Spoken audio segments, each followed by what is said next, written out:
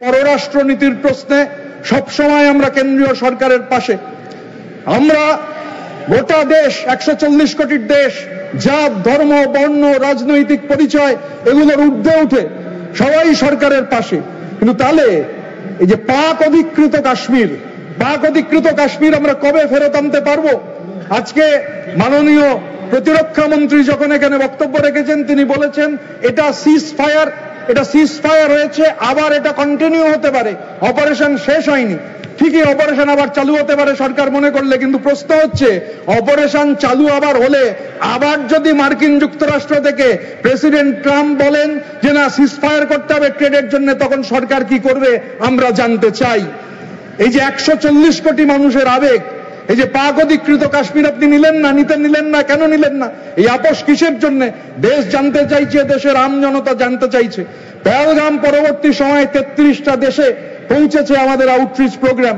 এরা কারা যাবে পার্টির সঙ্গে আলোচনা হয়নি, যদিও আমাদের পার্টি মনে করেছে যে না এটা সরকার ঠিক করতে পারে না, আমরা ঠিক করব, আমাদের পার্টির প্রতিনিধিত্ব কে করবেন, এবং সেই অনুযায়ী অভিষেক বন্দ্যোপাধ্যায় আমাদের সর্বভারতীয় সাধারণ সম্পাদক তিনি প্রতিনিধিত্ব করেছেন। Second largest opposition political party, এই গোটা ডেলিগেশনে তাদের কোনো লিডার ছিল না, তারা গেছেন। Third largest opposition political party, তাদের কোনো নেতৃত্ব ছিল না, সমাজবাদী পার্টি, তারা গেছেন। এখন আমাদের প্রশ্ন ইচ্ছে করে জানতে, আমরা চাই যে সদনে এই কথাগুলো উঠুক যে ভূপর্যটক প্রধানমন্ত্রী, বিশ্বগুরু প্রধানমন্ত্রী, পৃথিবীর চতুর্থ বৃহত্তম অর্থনীতির প্রধানমন্ত্রী উল্লেখ হয়েছে, কিন্তু তবু বলা প্রয়োজন যে আন্তর্জাতিক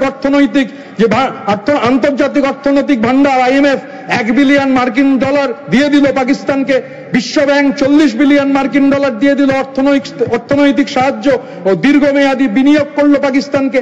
ক্রস বর্ডার টেরোরিজমে যারা ধারাবাহিকভাবে যুক্ত একটা দেশ, আন্তর্জাতিক স্ক্রুটিনি হচ্ছে না, আন্তর্জাতিক স্ক্রুটিনি এড়িয়ে তারা কি তাহলে বারবার খালি পুরস্কৃত হয়েই যাবে? রাষ্ট্রসংঘের নিরাপত্তা পরিষদের কাউন্টার টেরোরিজম কমিটির ভাইস চেয়ারম্যান পেয়ে গেল পাকিস্তান 1 মাসের মাথায় পেহেলগাম কাণ্ডের, যেখানে গত 10 বছরে 2 লক্ষ কোটি টাকা খরচ হয়েছে আমাদের পররাষ্ট্র মন্ত্রকের জন্য। আমি ঝন্টু আলী শেখের কথা উল্লেখ করেছি স্যার। ঝন্টু আলী শেখ একজন হাবিলদার। নদিয়ার তেহট্টতে ঝন্টু আলী শেখের মরদেহ যখন গেছে তখন গোটা আশেপাশের গ্রাম মানুষ ভেঙে পড়েছেন, হাজার হাজার মানুষ শ্রদ্ধা জানাচ্ছেন। 26 তারিখ এপ্রিল মাসের 2025 শনিবার সবাই ছিলেন। আমাদের পার্টি তো বটেই, অন্যান্য রাজনৈতিক দল ছিল না কেবল একটিমাত্র রাজনৈতিক দল। কুইজ মাস্টার হওয়ার প্রয়োজন হয় না এটা জানবার জন্য, যে কেউ জানেন বাংলায় যে কোন রাজনৈতিক দল যায়নি। বিজেপির কোন নেতা রাজ্য স্তরের সেদিন যাননি ঝন্টু আলী শেখকে সম্মান জানাতে।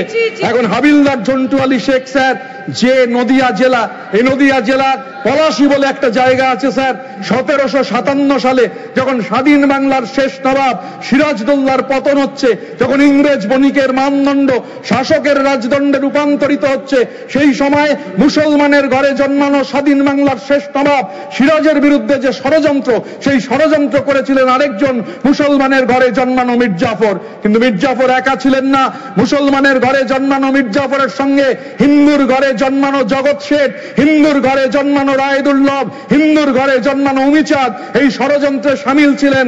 আর পলাশী আমবাগানে সিরাজ পরাজিত হয়েছিলেন, কিন্তু বাংলার মাটি এটা দেখেছিল, বাংলার মাটি এই বার্তা দিয়েছিল যে সিরাজের জন্য, মুসলমানের ঘরে জন্মানো সিরাজের জন্য রক্ত দিলেন কারা? রক্ত দিলেন মুসলমানের ঘরে জন্মানো মীর মদন আর হিন্দু ব্রাহ্মণের ঘরে জন্মানো মোহনলাল। এই যে ইতিহাস, এই ইতিহাসটা আপনি চাইলে মুছে ফেলতে পারবেন না। 1757 100 বছর বাদে স্যার 1857 মহাবিদ্রোহ, first war of Indian independence, আমাদের বাংলার ব্যারাকপুরে মঙ্গল পাণ্ডে, ঈশ্বর পাণ্ডে তারা শহীদ হচ্ছেন। এবং বেঙ্গল রেজিমেন্ট স্যার ডিসম্যান্টেল করে দিল ব্রিটিশরা। আজও বেঙ্গল রেজিমেন্ট নেই আমাদের সেনাবাহিনীতে, আজও বেঙ্গল রেজিমেন্ট নেই। আমাদের রক্তে আজাদ হিন্দ ফৌজের ইতিহাস রয়েছে।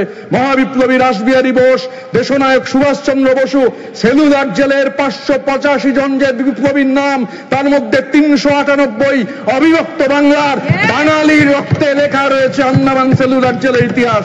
আমাদের নেত্রী মমতা বন্দ্যোপাধ্যায় এই ঘটনার পর নির্দেশ দিয়েছিলেন বাংলার পাহাড় থেকে সাগর অবধি সেনাবাহিনীকে সম্মান জানিয়ে জাতীয় পতাকা নিয়ে মিছিল করতে হবে। আমরা করেছি স্যার, কিন্তু হাবিলদার ঝন্টু আলী শেখের কথা বলছিলাম, আরেকজন হাবিলদারের কথা না বললে স্যার অন্যায় হবে। সেই হাবিলদারের নাম কাজী নজরুল ইসলাম। কাজী নজরুল ইসলাম ব্রিটিশ ইন্ডিয়া রেজিমেন্টের সেখানে হাবিলদার ছিলেন। সেই কাজী নজরুল ইসলাম তিনি একটা কবিতা লিখেছিলেন কোন সংগঠন তৈরি হওয়ারও অনেক আগে, এই সংগঠন তৈরি হওয়ার অনেক আগে কাজী নজরুল ইসলাম তিনি লিখেছিলেন বিদ্রোহী বলে একটা কবিতা। এই যে পাক অধিকৃত কাশ্মীর, এত মানুষের সমর্থন, সবাই সমর্থন করছেন, তা সত্ত্বেও কেন পাক অধিকৃত কাশ্মীর আমরা দখল করতে পারলাম না প্রশ্ন উঠছে। আমি যে কথা বলে শেষ করতে চাই, আমি হাফ এ মিনিট নেবো স্যার।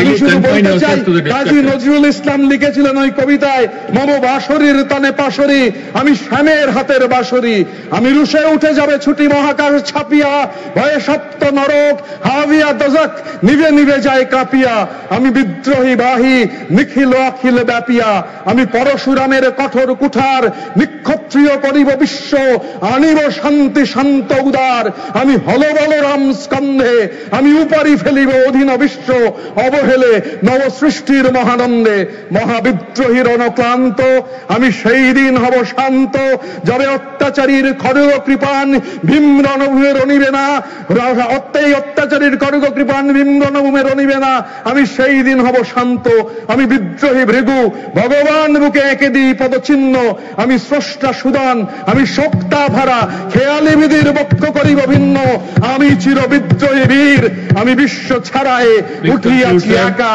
চির উন্নত শির। জয় হিন্দ, জয় বাংলা।